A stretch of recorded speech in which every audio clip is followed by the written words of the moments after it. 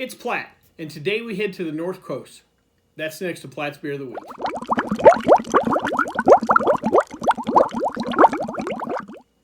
So the particular beer we have here today comes to us from the gang at North Coast Brewing. This is the Old Rasputin Russian Imperial Stout. A little background into North Coast Brewing. North Coast Brewing is located in Fort Bragg, California, along the Mendocino Coast. The brewery itself was founded as a brew pub in 1988, sorry about that, a little over 32 years ago, by Tom Allen, Doug Moody, and Mark Ritterich. Hopefully I said that right. Mark's still with the company today, even though I don't know his official title. I know he's no longer the CEO of the company, but he's still highly involved with the company after all these years, so it's always nice to see ownership sticking around. North Coast, their first year, only produced 400 barrels. Not much, but it was a start, and they kept building momentum. As of 2018, they are the 46th largest craft brewer in America, so a decent-sized company. After 32 years, they have attained a certain level of success, but not too big or not where we wouldn't consider them craft anymore. One of the unique milestones in the history of North Coast was in 1996, they bought the old Acme Brewing that was based in San Francisco, or founded in San Francisco in 1907. So the history of that brewery had been almost a century old when they bought the place. And they still to this day have some Acme themed beers, which we'll review in a little bit, kind of keeping toward that tradition.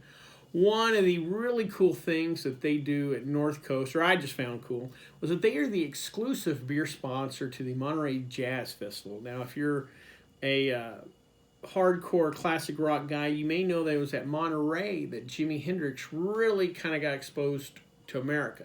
You could find that performance today. I think at the time, it was either they had a pop festival that was part of the jazz festival, or they renamed the jazz festival the Monterey Pop Festival. I can't remember which, but they are connected.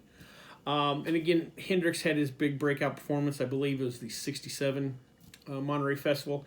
And a lot of other breakout performances. But one of the more pivotal musical festivals each year out there, and they play a big part. North Coast, like a lot of other breweries, do a lot of charitable or philanthropic things, and their contributions go to two main areas, either environmental or the arts, which again perfectly tie into the Monterey Jazz Festival. Now, one of the things I like about North Coast, and I guess I'd never seen their logo until I was researching this video, but their logo is making the world a better place one pint at a time. Now, I like to think I'm making myself a better person one pint at a time, but who knows? Real quick, go over some of their other beers. There at North Coast, they have an extensive line of beers, but some of these are the more popular ones. The Acme Pale Ale, again, an homage to the old brewery they'd bought back in the 90s. This is a California-style pale ale, so you're going to get more of those classic West Coast hops in it compared to kind of the standard British pub ale, which generally is technically a pale ale. Next is the Brother Thelonious. It is a Belgian-style dark, strong ale, named after the great jazz pianist Thelonious Monk, again, tying back into their philanthropy and the Monterey Jazz Festival. And I want to say some proceeds on that beer do go to the arts, but I'm not sure the percentage and all that stuff. Next is the Old Number 38. It is a dry Dublin-style stout. I'm going to say in the same vein as Guinness Stout. I'm not claiming it's Guinness in any way, but stylistically, Guinness is a dry Irish stout. This is a dry Dublin stout. I'm going to say stylistically pretty close. Next is their Prankster Beer. It is a Belgian golden ale. They spelled Prankster with a Q. It's got a funny little spelling. North Coast also have a very extensive line of barrel-aged beers, some annual releases, stuff like that. There's also barrel-aged variation on the beer we'll try today. So again, if you love that kind of bourbon barrel, you pick up those wood notes in those beers. North Coast has a lot for you. And then last but not least, the particular beer we're trying today is the Old Rasputin Russian Imperial Stout. Sorry about that pronunciation.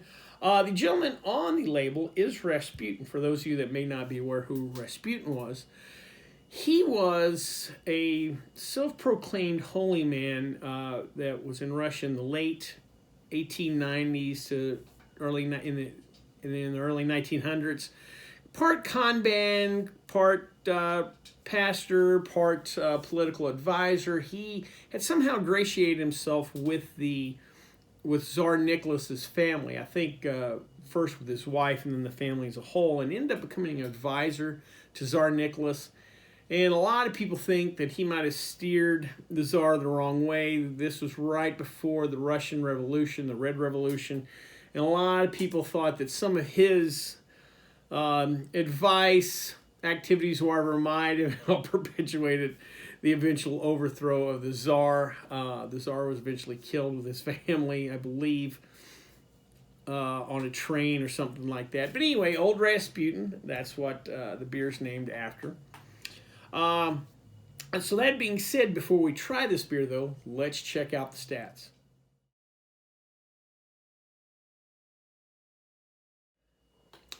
All right, so before we try this beer, I'm going to continue on what I've done the last couple of weeks and just kind of suggest different books, or whatever, as stocking stuffers or gifts for the holiday season coming up, either for the beer drinking in your life or for your own self. The particular book I'm going to talk about today is Extreme Brewing. Comes to us from Sam Calagione. This is an older edition, but I think they still sell it. But I know there's a newer edition with a slightly different cover, but pretty much same book. Comes to us from Sam Calagione. Sam Calagione, for those of you that may not know, is the founder and I guess CEO, president, I don't know his official title, of Dogfish Head Brewing. Really great, one of the great creative brewers out there today. More importantly, I guess, for the brewing industry is that since the merger of Dogfish Head with Boston Brewing Company, Sam is eventually going to take over the entire new company from Jim Cook when he does step down. So Sam's a huge player in the industry. As far as the book goes, as you can tell, it's not a thick book. It's actually a fairly easy read. Little bit in the front about basic beer brewing, a little bit about his story. This is not necessarily a beginner book, but someone that's done at least a few kit beers, maybe a partial mash, I think can easily handle the recipes here. There's nothing too insane as far as technique goes. That being said, though, the thing about this book that's really great and just fits Sam's personality, because he does take brewing to the extreme, beers like the Midas Touch and some of the other beers he's created.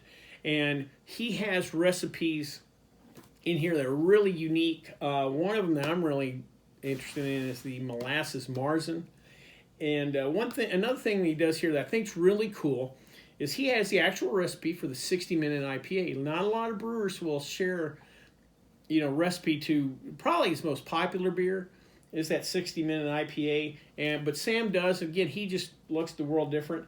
And speaking of different, in the bag, he also has some food recipes for the food and beer pairing. The original brew pub there in, I want to say it's Rehoboth, Delaware, or wherever, also has some really eclectic food. It's not just your straight bar food. So anyway, he really goes into that in this book. And like I said, has some really neat recipes. Perfect book for the home brewer in your life. I will leave a link down below if you would like to get that book. All right, well, enough talking about brewing. Let's try this beer. Oh, this is motor oil black, which means it's just going to be nice and malty, thick, and all the things I like. All right, let's give her a nose. Just a little bit, not even half a finger of really dark khaki head. Oh man, you can smell those dark malts. There's no real hops on the nose. You can just, you literally could tell this is going to be viscous just by the nose. Let's give her a try. Oh man, that is nice, thick, dark. Not overly sweet though.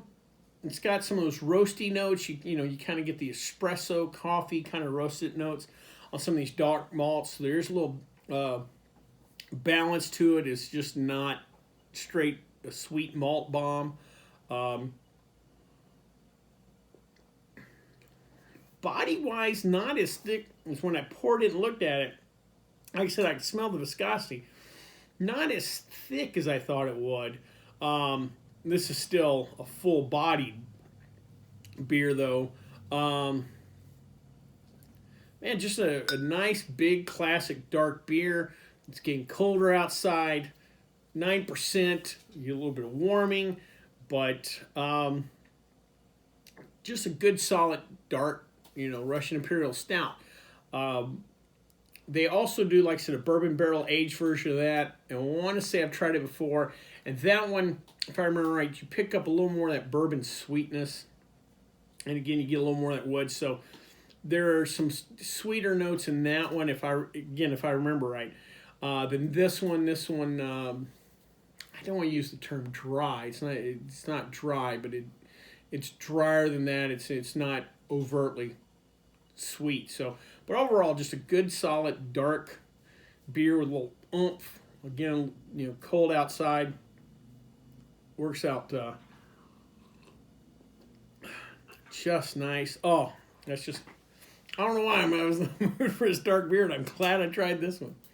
Well, I hope you liked the video. If you did, please subscribe down below. So please like the video because it lets YouTube know we're putting out good content. If you have any comments, questions, concerns, or beers that you'd like me to try, please leave them in the comment section, or you can always contact me on the Twitter page. Till next time, bottoms up.